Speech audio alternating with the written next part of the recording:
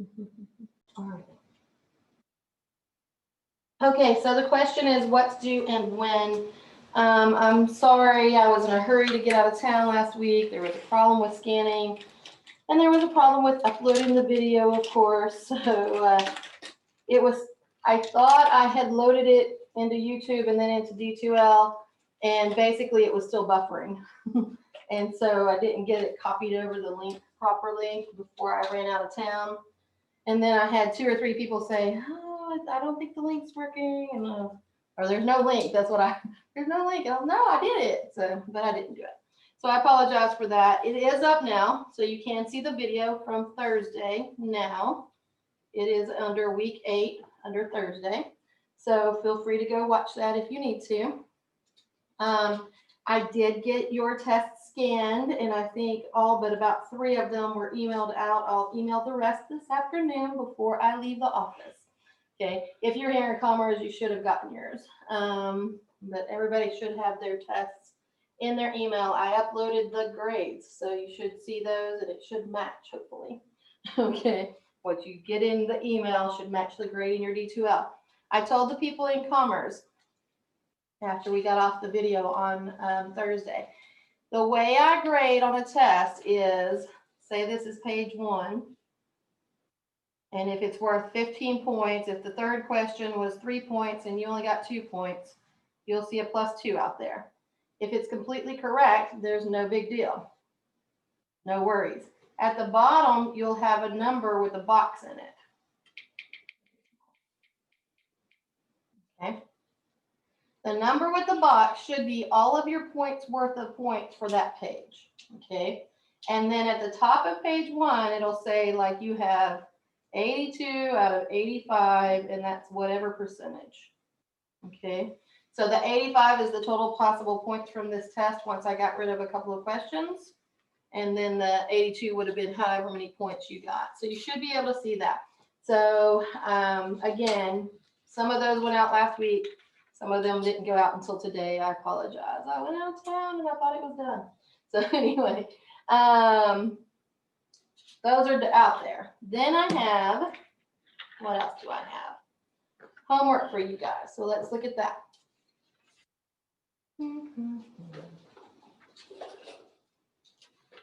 You have done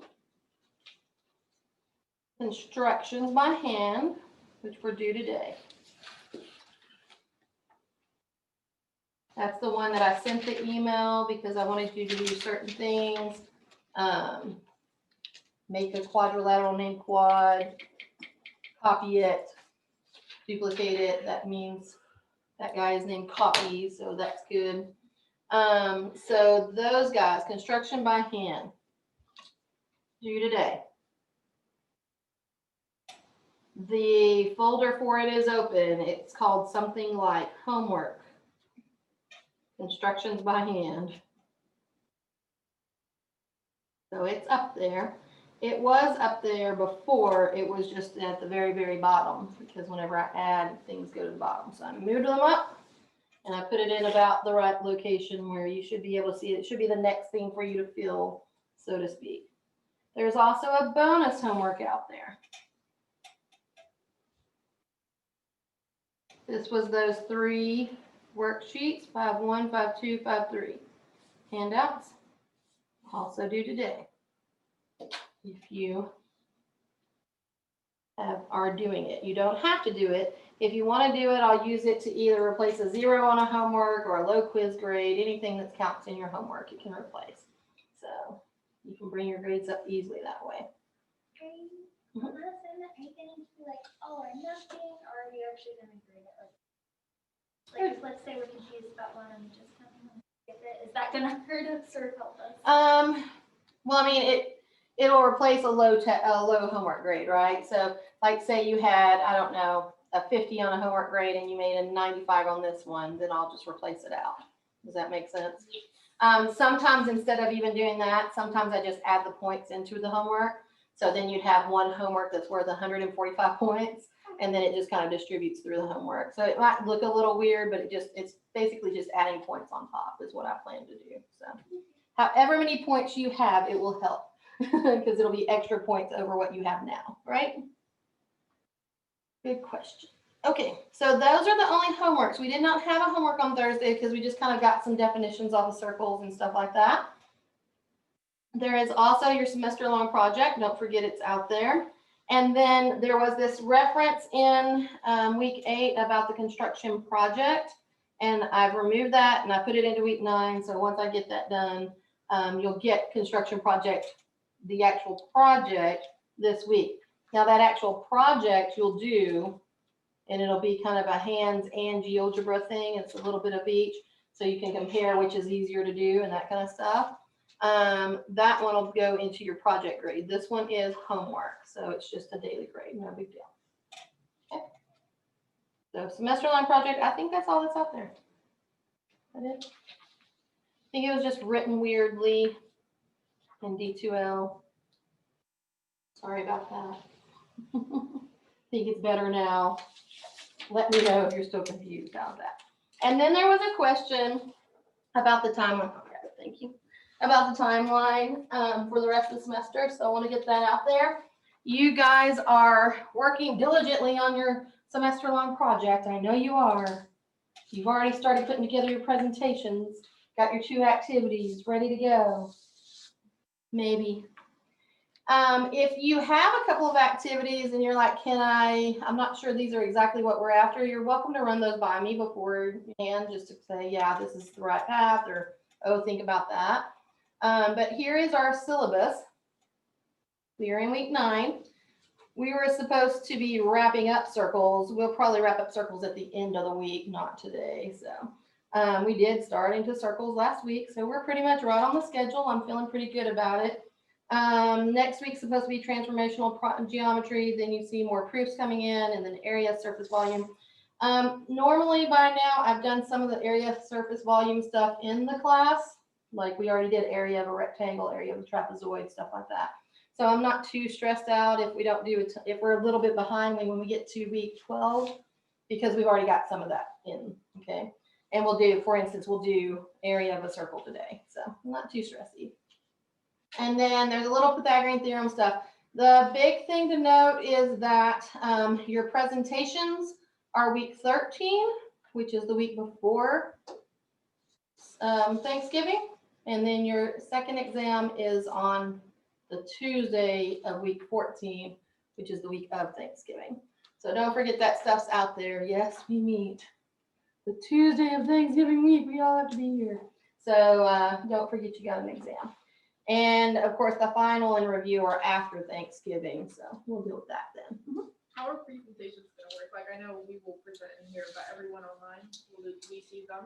Yeah, so I'm actually been working through that. Normally in this class, just everybody's in face-to-face and everybody walks up here and gives a 5-minute presentation. So I'm kind of leaning toward, I've been doing a little bit of thought about it. Either, and I don't mind voting on this if y'all would like kind of to give a little feedback. Either for us to, you guys in commerce to give your presentation here, and then I can basically share control of the Zoom meeting so that different people can give their presentations from their homes. I'm a little worried about that technology aspect and getting everybody in and their videos running and everything great. So my other thought was that I would do what I did in the spring, which was have you guys videotape yourselves, your presentations. And I can give you a couple of software ideas on that. For instance, if you have a PowerPoint already created, because that's kind of how a lot of people do things, then you could use the Loom, L-O-O-M, not Zoom, but Loom technology. It's free. The basic is free, and you can make a little video, and it basically screen captures and captures your voice over it. And if you have a webcam, you can be in like kind of the corner and that kind of thing. The only problem with that one is that some people may want to actually show things. And so if you're wanting to kind of show things, like, I don't know, if you have a string art that you want to show to the class, you'd have to figure out how to get that into your webcam to look right. You could borrow document cameras and stuff like that up here to help with your videos. So I'm okay with that, but it's kind of an all or nothing. Either we, because I don't feel it's fair, fair, quote unquote, for commerce people to just come up here and give a 5-minute talk and not have to do the video, and then other people have to make a recording. So, or maybe it's not fair for them to get to do the recording and y'all have to do it, boom, on the spot. I don't know who it's fair to or not. I create a PowerPoint and screen recording my voice over. Would that work? Yes, ma'am. That would be an option if we went with the recordings instead. Now, just a warning about that, because I'm kind of mean. If we did that, then the way I've done it in the past is put it into the discussions board. And you would load up your video into there or a link to it. You don't have to load the video in, but you can make a link to it. Some people have made their own YouTube channels so that they can, record it there. That's YouTube. Oh. YouTube is one of the easier locations because basically you can verify your email account. You just say, yeah, it's me. And they'll allow you to do longer than 15 minutes. Now, we don't want longer than 15 minutes for this, but it's a good storage device where you don't have to worry about how many megabytes or whatever is my recording and that kind of stuff. So it works well for that kind of stuff. So you can make your own YouTube channel. Yes, ma'am. It kind of sounds like Mary already has that done. Mm-hmm. She's done it before for another class. Oh, okay. Okay. And in another class that she took, she was able, it was a different class. Okay. Yeah, she was able to create a PowerPoint and then screen record. And that 361, yeah, that makes sense. Mm-hmm. So I'm okay with that, but then once you put it into the discussion board, what I did in the spring, and it actually worked out really well, is I said you have to watch at least 5 and comment. Because it's not just for the person who's making the video, right? It's not just their knowledge. The point of these projects is that all of you guys, there's stuff that I don't have time to talk about in this class, right? I don't have time to talk about tangrams, but they're cool, manipulative if you're working with middle schoolers. So you should probably watch a video about tangrams from one of the people that did it. But I think there are 2 people doing tangrams, so if you only wanted to watch one or the other, then you could take your pick. You wouldn't have to watch every single one. So it kind of is a little less time for you guys than the whole entire class. So I don't know. Would y'all like to vote? I don't care. You like the recording option? Recording option? What would you want us recording exactly? Like what kind, is there a rubric that you found down? There is a rubric, but it's a very loose rubric for how I grade, and it's basically, are you active in the thing? Are you participating? Do you seem to know your content? And then I do a separate, so there's one for the presentation, and then there's a separate one for the activities that you've gathered and the write-up that you're doing. Everybody knows there's a write-up, right? Yeah, that's what I found. Yeah. I'm not quite sure about what's Yeah. involved with the video. Yes, so that there's 2 different grades, basically. One is for the write-up, you've got good activities, you've answered all the questions, that kind of thing. And then one is for the presentation. It's just, you know what you're talking about. You clearly gathered that. And You describe the activities that you're doing, Mhm. like how they work, and Yeah. kind of your opinions about them, like how we wrote in the paper. Okay. absolutely, yeah. And some people actually take the activity, and instead of doing that, they could say, well, here's the activity, and y'all can do this, and y'all can do that, and show how a kid would use it in class or what they would do with it in their classroom. Yeah. So you don't have to repeat word for word what the write-up is, but you can just show your activities and do that kind of thing. Is the construction project or the semester-long project due first? The construction project is due. What's the actual due on the write-up for you guys for the semester? The 17th, I think, November 17th. Okay. So the construction project I have not given yet. I will. It'll be, I'll give it out on Thursday, which is 22nd. 2 weeks from that, at the beginning of November. I think it's the 5th. The 5th maybe. We'll go with that. I have a thing somewhere with our attendance on it. But anyway, we'll go with that somewhere in there. And then your write-ups for the semester project.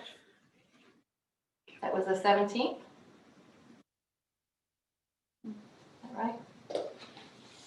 And then the project presentations, I said due by the 19th because that's the Thursday. But if we're doing a recording, I'm willing to give it until the Friday. I'm not stressed out about it has to come in on Thursday. So I guess we kind of have to make sure we know which way we're going on that.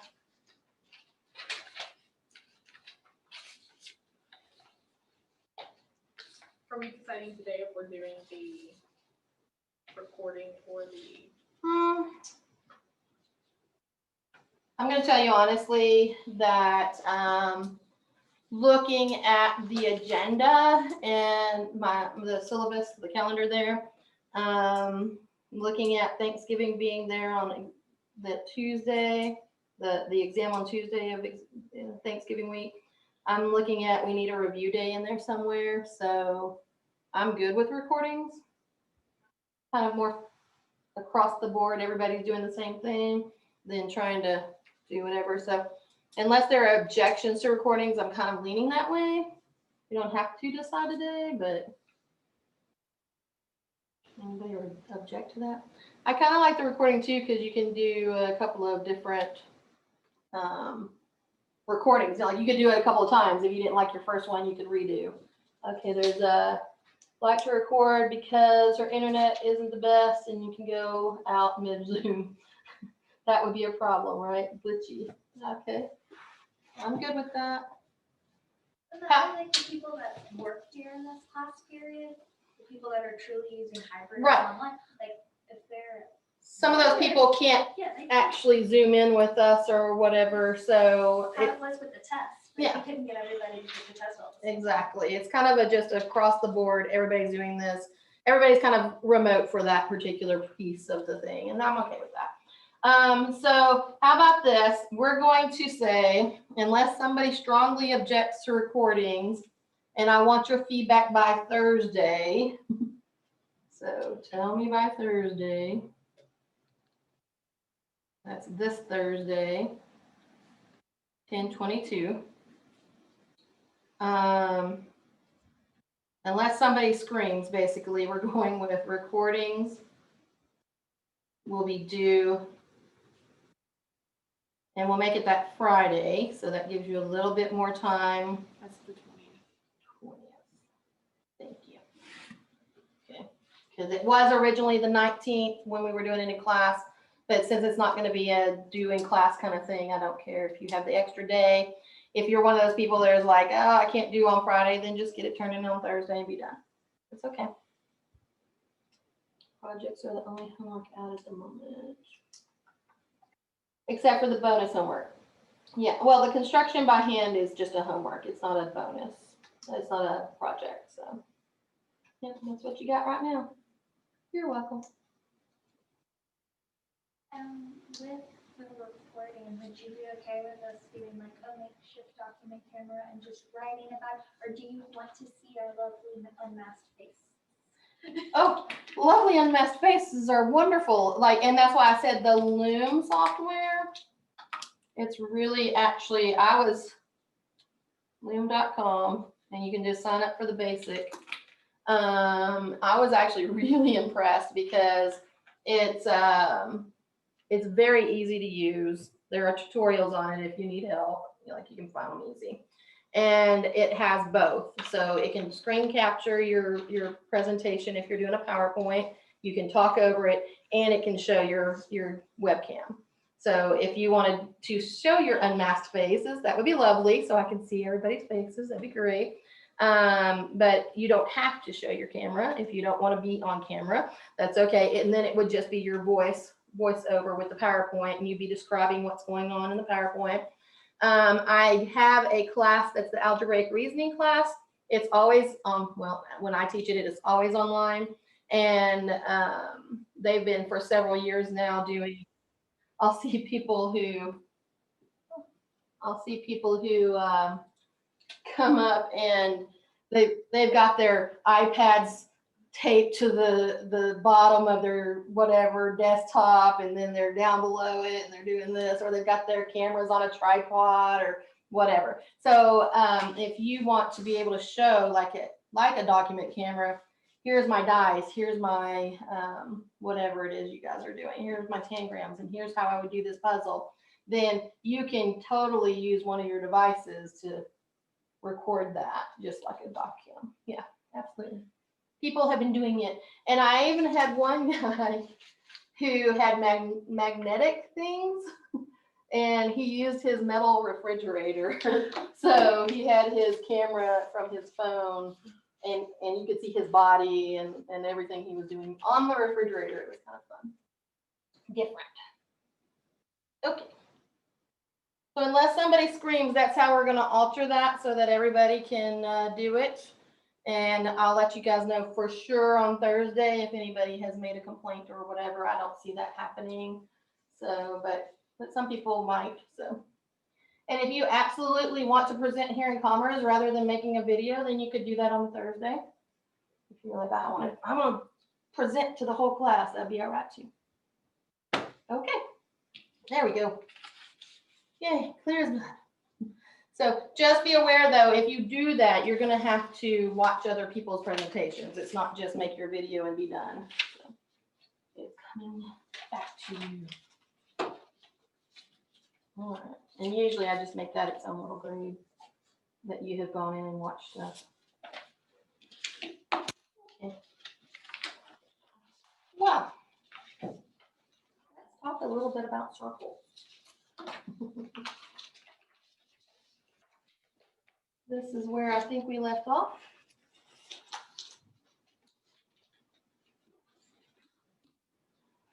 And I want to do the coffee filter activities today, just to do that and get it out of the way. So the ones that we normally do talk about area of a circle, and then they talk about pi.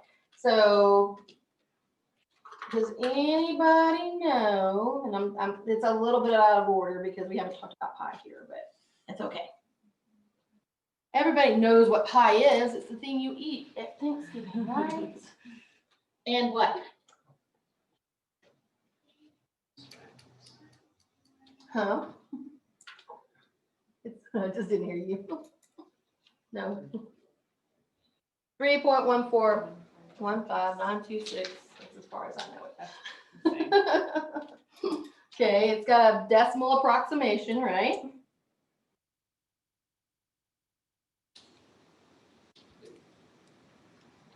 If you take my math history class, you'll find where a couple of people have found that value before us, like old times. It's interesting because the ancient Greeks could approximate that to 2 decimal places.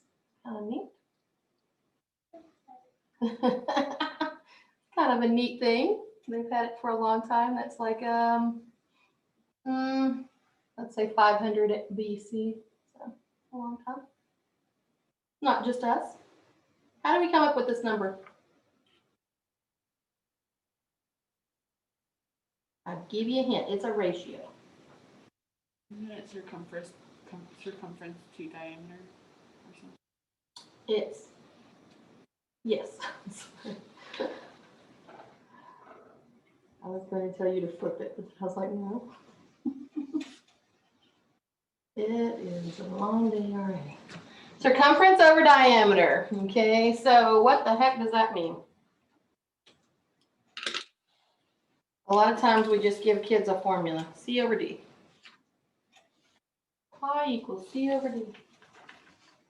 And they go, okay, and they use it and they don't understand anything about what you're telling them. So what's the circumference? We talked about that the other day. Area around a circle. Okay, the distance around the circle is the circumference, and what's the diameter? Okay, distance across, it's got to go through the center, right? It's a chord and it's got to go through the center. All right, so we're looking at the ratio of it. So what I'd like to do is this. We've got this lovely coffee filter in front of us. And it really is a circle. So I want to, first of all, demonstrate it's a circle by folding it in half. Because sometimes these are the ones that make the weird little pouch, right? Sometimes it might not seem like it's really a circle. I'm gonna use my ruler to really piece it down.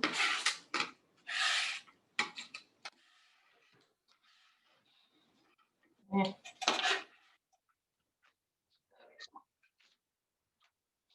So this guy across here is my diameter. Does everybody agree?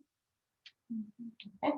So what I'm going to do is I'm going to actually mark the diameter. Now the only problem I have with this coffee filter is that when I use just word to the wise, when I use a vis-a-vis marker, okay, and I mark on this thing, the ink runs. What's the word I'm looking for? So I can't use a vis-a-vis marker on it, okay, like I normally would to kind of highlight stuff. So I'll use just a regular pen. You can, but I'll show you. Like It bleeds. bleeds, that's the word I'm after. See how it starts doing that? It starts spreading on me. So instead, I'll use a pen. Bleeds, that's the word I'm after. Like spreads, that's not it. We understood. Thanks. There we go. There's my diameter. Is everybody okay with that? If you're not sure that it's really going through the center, by the way, something that you can do is fold it the other way so that you have quarter circles.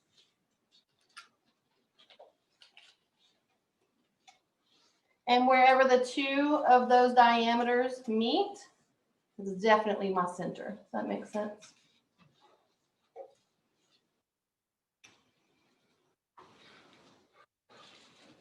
There you go.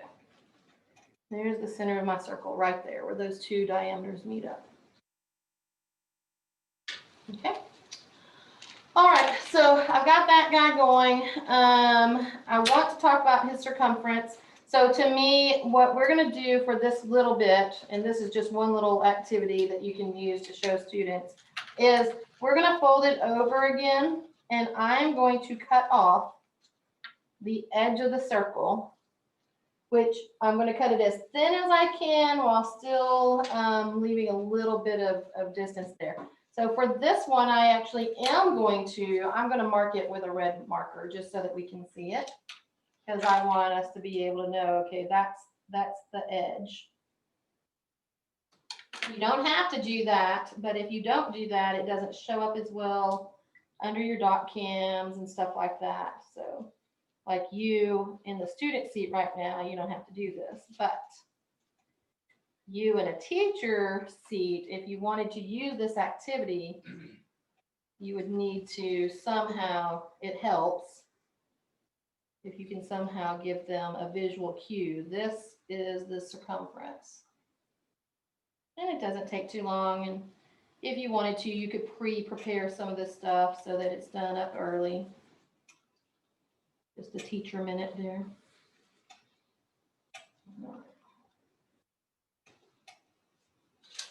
And I don't care if this bit bleeds, so I don't care. All right.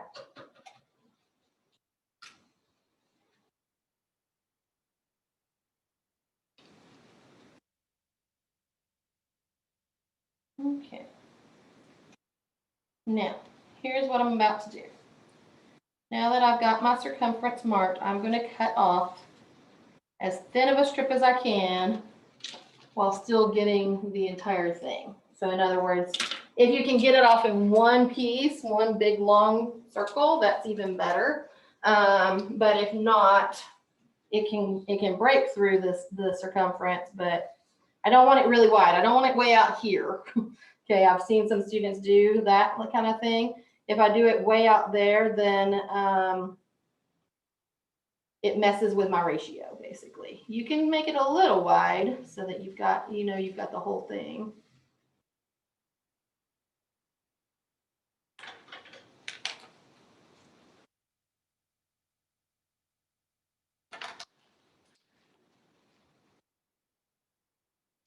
And like everything else we do in this class, there's room for a little human error.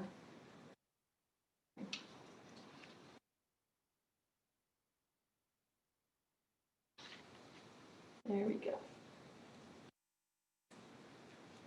Okay. So what's this thing I just cut off again? Circumference. That's the circumference of my circle. Okay, now my circle's a little smaller. Does everybody agree? So it kind of makes for a little fudge factor in the activity I'm going to do, but it won't matter. And also notice that the diameter that I drew is also a tiny bit smaller because I cut off just the tips of it, but that's okay too. Okay. All right, so what I want, if you'll remember, is the ratio of the circumference to the diameter. Okay, so I'm going to lay this guy out flat. I'm going to break my circumference. And I'm going to say, how many times will the circumference go the same distance as the diameter? And you kind of want to lay it out flat. Don't let it be crinkly. Don't let it have a lot of slack. You want it to be taut across there because I don't want extra to be taken out. But you also don't want it to break whenever you're pulling it across. Okay, so for sure it goes one time. Everybody agree?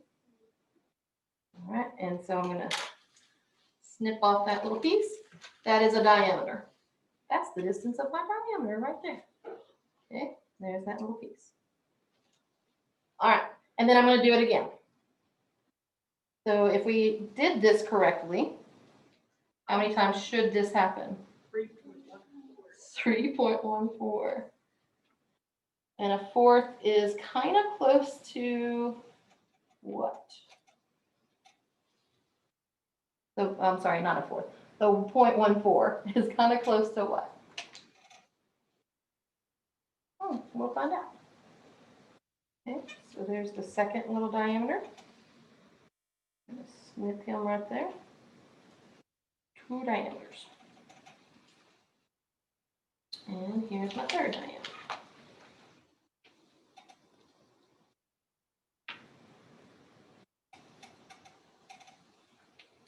Across there. I've done this activity lots of times, and every time my tail is just a little bit different, and that's okay. So it goes across for sure 3 times. Is everybody okay with that? So I have in my possession now 3 diameters. Yay, 1, 2, 3. Really helps whenever I can't, here's a diameter here, you know, so I've got it red here so that everybody can tell. I have 3 of them. Okay. And then I've got this little bit more right there.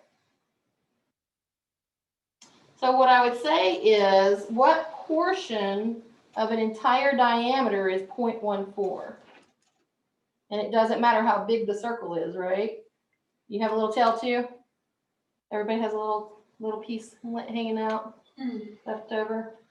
Okay, so that should be my 0.14, right? So what is 0.14 out of 100 whenever we're talking? Because when we do this, let me explain my thought process. This says it'll go 3 times and 0.14 more. Okay, so I want to know what is that 0.14. Well, this is the hundredths position. Does everybody agree? So this is 14 hundredths of that guy. Okay, so think about that like a fraction. Can I do that? 14 out of 100. And we know it's not exact. That's okay. Pi is not an exact number anyway. It's 1415926, blah, blah, blah, blah, blah. Just keeps on going. Well, this is a little bit ugly for me. I can divide by 2. It's 7/50ths, but that's not a nice fraction for me. Okay, so I want to keep on kind of approximating if I can. So that was an exact equivalency, but I want to kind of approximate. So, uh-oh. You got something, Jessica? Nope. Okay. She said, didn't mean to do that. Okay, so I can do a couple of things. I could round the 6 up, or I'm sorry, the 7 up to an 8, or I could round it down to a 6. That's what was in my head. Okay, and then I can reduce again because that would be even again, and that would reduce with the 50. Or if I thought that the 50 was really close to a number that the 7 would go into, then I could round it up or down. Hint, hint, hint. 49. 49? 50 is really close to 49. Does everybody agree? And she picked that because why? That's beautiful, right? That brings it down to 1/7. Okay, and again, we know it's not exact. Okay, bless you. We know it's not exact, but it's approximately 1/7. So in other words, if you punched on your calculator 1 divided by 7, you would get something really close to 0.14. Is that okay? So this should be about 1/7 of that diameter. So if you put it out there, 1, 2, 3, 4, 5, 6, 7. Mine's a little bit longer than it normally is. I don't know why it did that. Maybe my, Because the diameter was shorter and we were measuring it. yeah. But I do this all the time. So, but yes, it's shorter now than it was before. But it should be around 7 times it'll go in there. Is this where the 22/7 comes from for like an improper fraction? Uh-huh. Yep. Have you seen that before? Pi is approximately 22/7. That's because 21/7 equals 3, and then 1/7. Absolutely. That didn't even make sense, but sorry about that. Yes, yes, exactly. I should have split that out. That's just terrible. That's terrible math there. Don't do that. Okay, there. Now we got 3 and 1/7. Beautiful. That's better. Okay, so yes, that's exactly right. All right, so that's kind of an easy thing to do with kids, to kind of show them why we say that pi is about 3.14. It's because it's about 3 diameters. The circumference is about 3 diameters and a little bit more. Okay. I do have an activity I did once with my 372 class, and I brought it in and I want to show it to you. I'm not ever thinking I'll do this again in a classroom because it took forever.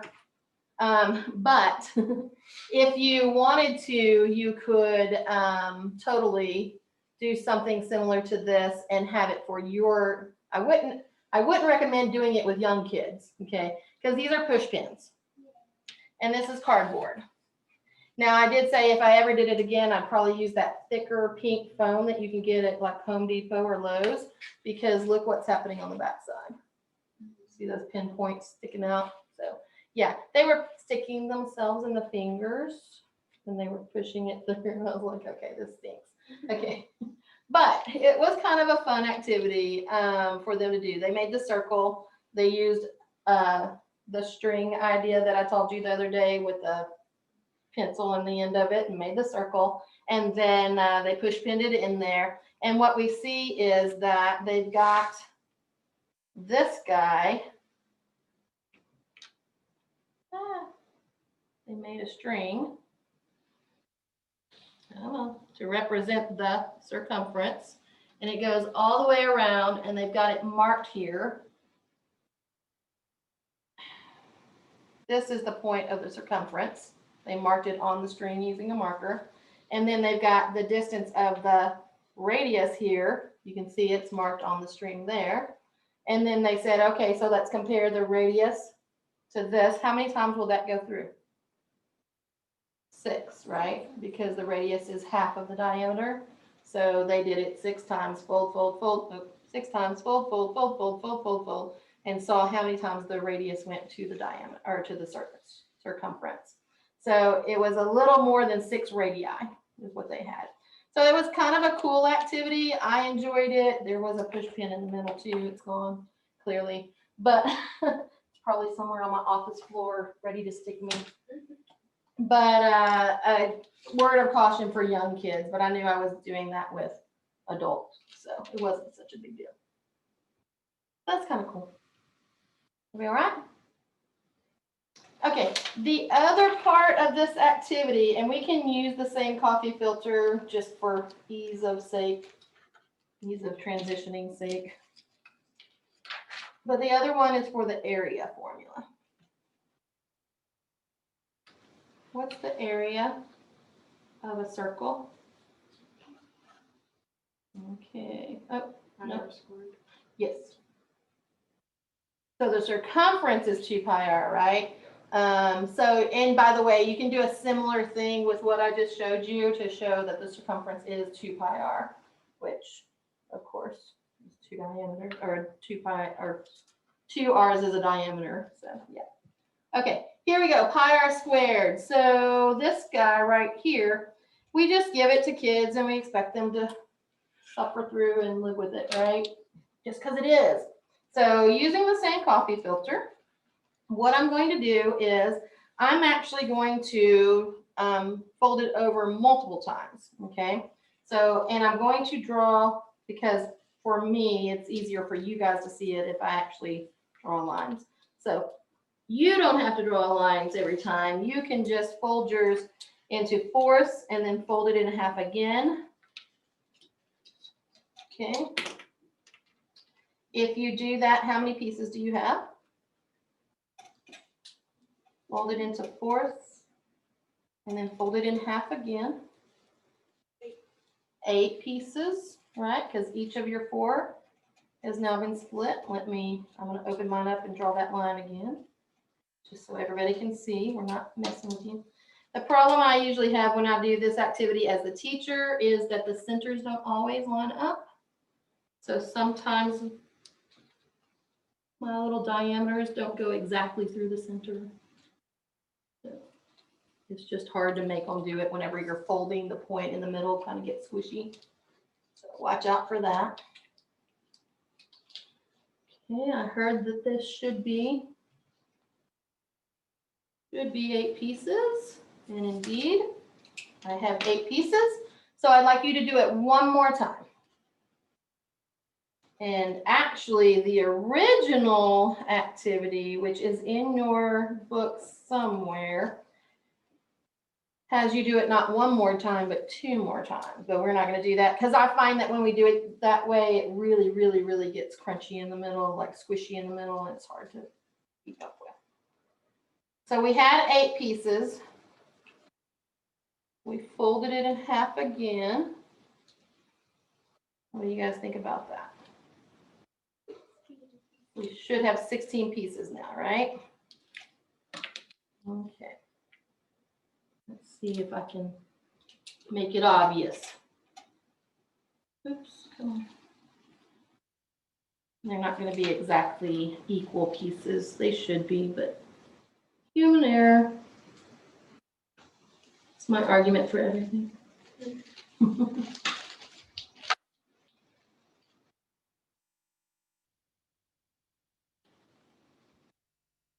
See how tight it's getting right there at the center.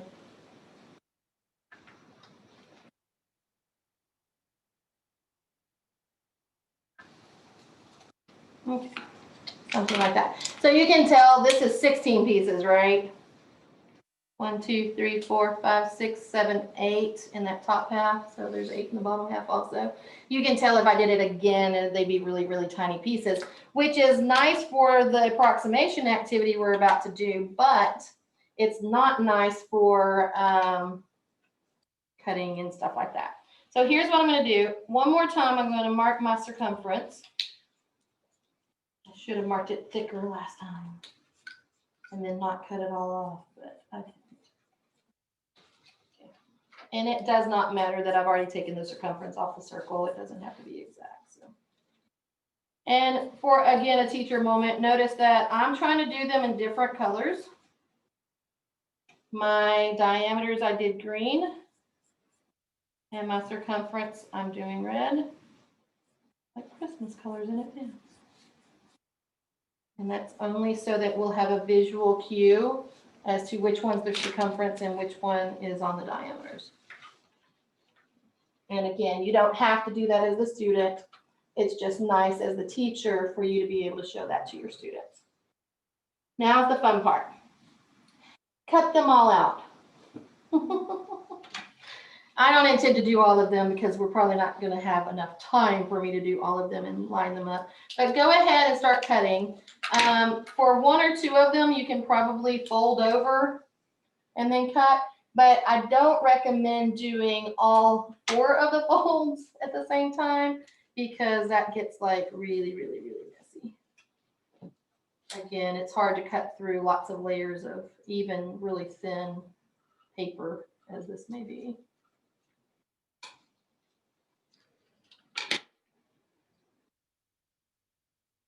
What we don't want to do is we don't want to lose any piece of our circle.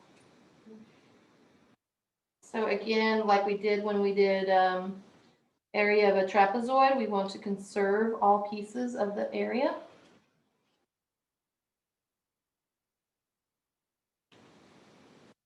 That way we can absolutely talk about this is indeed the area formula for the whole entire circle. If you cut something off and lose part of it, then it's not equivalent, right?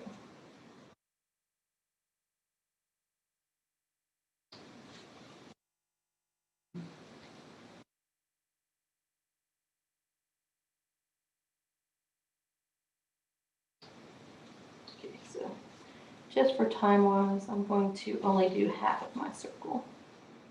The center of my circle is so off. You can tell when you go to cut the sections out, right? Yes. Oh man, that didn't line up. And that makes your pieces not quite be congruent.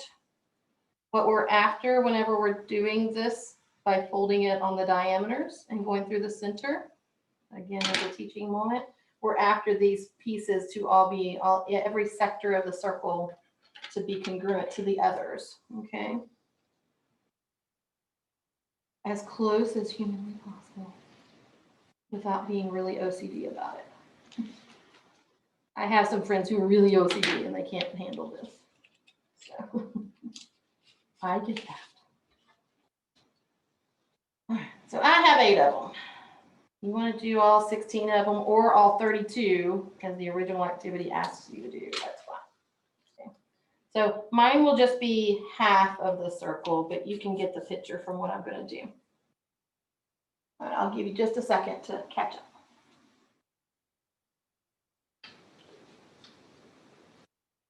And while we're doing that, I'll call roll.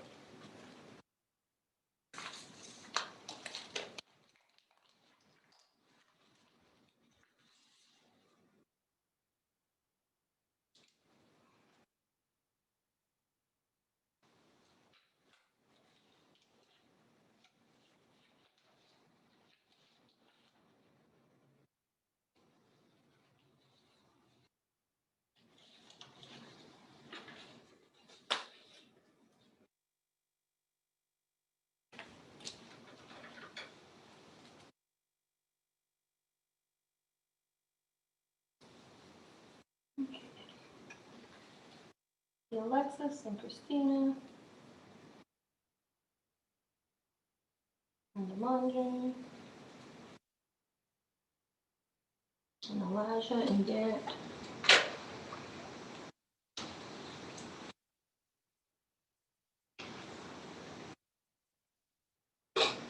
And Jessica and Mary.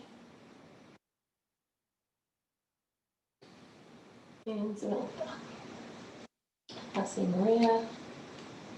And Summer.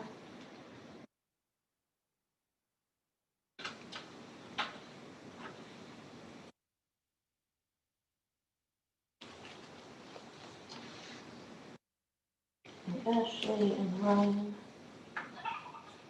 No Karen.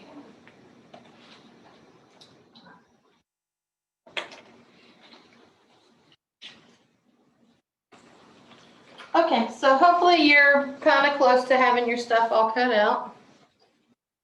Here's the fun part. So the idea is that we want to line these up. Oh, by the way, what does each one of these green segments represent now? That's a radius, right? It was a diameter, but now that I've cut my circle in half, now that I've started doing these segments like this, these sectors, I have a radius for each of those green. So what I want to do is line up the two radii, one from one of these sections to the radius of the other. And if I'm relatively close, we know that those two radii are equal. Is that right? So they should line up pretty well. Okay. And this is where that center of the circle really can mess you up if you're off. So I'm going to stick them together. Tape. Tape's the easiest to me. I've seen people do other things. Okay, and then I'm gonna, but see how I alternated them? One of the reds is here and one of the reds is up there. I'm gonna do that again, but I'm gonna alternate so that the red is at the bottom again. Okay, so just as much as I can, I'm lining them up. Notice that the tip of this section right here isn't quite lining up. It's okay. I know some people are a little more obsessive than others.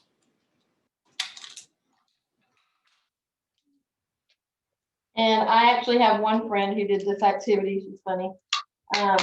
She did this activity for a conference that we went to in the summer, and she made it all color coded, and she had it all like that and taped together, and then she laminated it. And she said, "I'm using this forever." I was like, okay, because you just didn't ever want to have to do that again, because if you're really precise with it, it can take a lot of time. So. And then I'm going to alternate and go back the other way. So. If you had a full circle, would you do this for every single piece? Yes, all of the pieces. So, and that's why the original activity actually says 32 sectors in your circle, and it just takes forever. I think I've only ever done the whole thing in one class, and I was like, well, we're not doing that again. So if you were doing it with kids in middle school, you could do fewer pieces, like 8, and I'll show you the difference here in a minute. I don't even have that. I have a really nice one somewhere. I didn't bring it with me. But you'll still get the same idea, even if you only do 8 pieces, and they're bigger sectors. So, it'll be fine. Or you could have it kind of pre-made so that you could say, okay, this is what it should look like. All kinds of things you could do as the teacher to kind of speed it up. You could already have some of them outlined for them to cut, or already have them cut.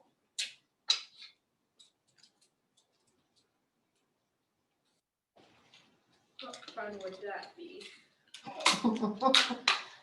No fun for your teacher's aide. You would probably be the person who's doing the cutting.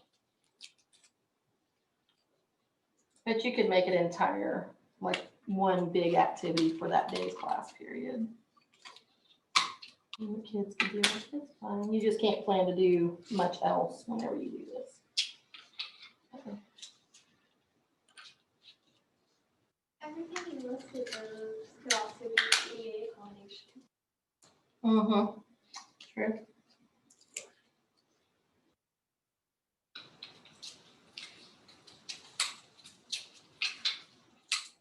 Okay, so I've got 8 sectors of mine up there. And you can see what's going on as I do more. Ooh, can I steal yours real quick? Did you do the whole thing? Not good. That's okay. It gets the idea across. You can see you need longer pieces of tape. You can see the idea is as I do this, it just gets longer and longer, right? So hers, she's got all of hers kind of strung together here, and you can see it's a really long version of this. It's twice as long. That's what happens. Thank you. So, yeah. What's that starting to look like? It's starting to kind of look like a rectangle, isn't it? And so the difference is this is only 16 pieces if I do the whole thing.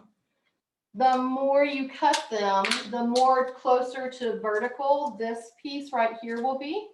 Yeah. So if you had bigger sections and you'd only done 8 cuts or 8 sectors, then there'd be a bigger kind of scallop down here and they'd be more angly. Does that make sense? but the more pieces I cut it into, the more it looks almost vertical. It's not quite a rectangle, so we're gonna call it a parallelogram, is what it's trying to look like. But yes, exactly, it's kind of going toward rectangle, okay? And we know area of a rectangle or area of a parallelogram. How did that one look? Isn't it weird that we can make a circle approximate a rectangle or a parallelogram? Because circle is just circles, you know, it's just round, but the parallelogram or the quadrilateral has 4 edges to it, 4 sides. And we're gonna cheat and use their formula. The area for a formula is, or the area for a formula, the area of a parallelogram. I'm glad that it's amusing because, man, is area equals base times height, right? So we're gonna cheat and we're gonna see what that looks like. If in this case, my base can be here, right? And my height can be here. Okay. So what's this height? That one's actually pretty easy, right? That's my radius. Okay, that's the green piece. Okay. And what's this?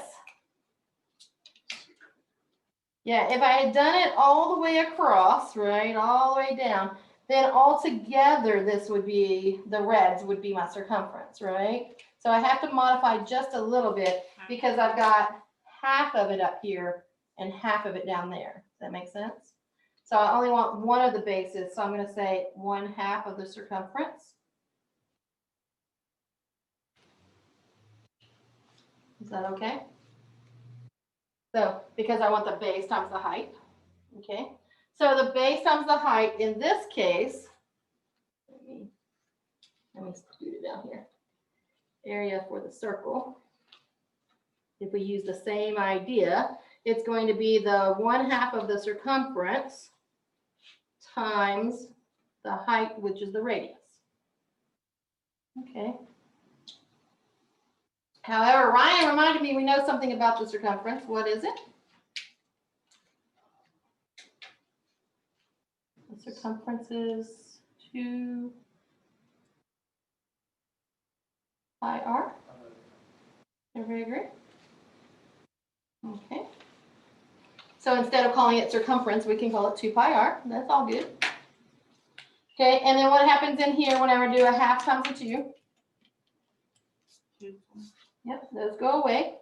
So this is pi r times r, which is magically happens to be pi r squared, which is what we knew our formula for the area should have been, right? That's what we wrote earlier. It matches. Yay. Okay. So it all comes down to the fact that we're using that radius relationship inside of the circles, knowing that each of those radii is equal to the other radii. Okay. And then the fact that whenever I start to cut off cut it into segments, the circumference, if I cut it into smaller and smaller pieces, approximates a line. Now that's actually a calculus concept. Okay. That this doesn't look round anymore, right? As I get closer and closer and closer, I'll take just a little bitty piece. If you've had 361 or 362, you start seeing, oh, that starts looking a little bit like a line segment, right? And the shorter I make those, the smaller I make these sectors, the shorter these will be, the more they'll look like a line segment instead of a curve. Does that make sense? Now, we know we can still see it scallops a little bit, right? It's not really exactly a rectangle or a parallelogram. However, it's approximating it. It looks a lot like it. And as long as I don't lose any of my area, now for me personally right now, I've lost half of my area, right? So I need to continue to do that and stick them all on there so that I have the total 16 sectors. Okay. But assuming that I make my big long string of them, I'm not losing any area, then it's the same. Kind of cool, huh? Oh, pretty, very nice. Does that make sense? So it's a very hands-on way to come up with this formula. Area of a circle equals pi r squared. And for kids to be able to see it. Instead of just going, just memorize it, kid, because it said so. Dang it. Now, it does take a lot of class time, absolutely. So if you're like a week behind on all of your critiques and what you're supposed to be doing for your lesson plans, probably this wouldn't be something you could do in depth with them. Maybe you could just show them the pieces. Okay, this is what you would do, and this, and this is the final product. But hopefully it gets the idea across. All right. Everybody okay? Questions, comments, concerns? I've officially run us out of time. Again, we have 1 minute. All right, then I already called roll. If you don't need anything, oh, I do have, I'll tell you what I'm gonna do. There is a small, no, we're not ready for it. It's okay.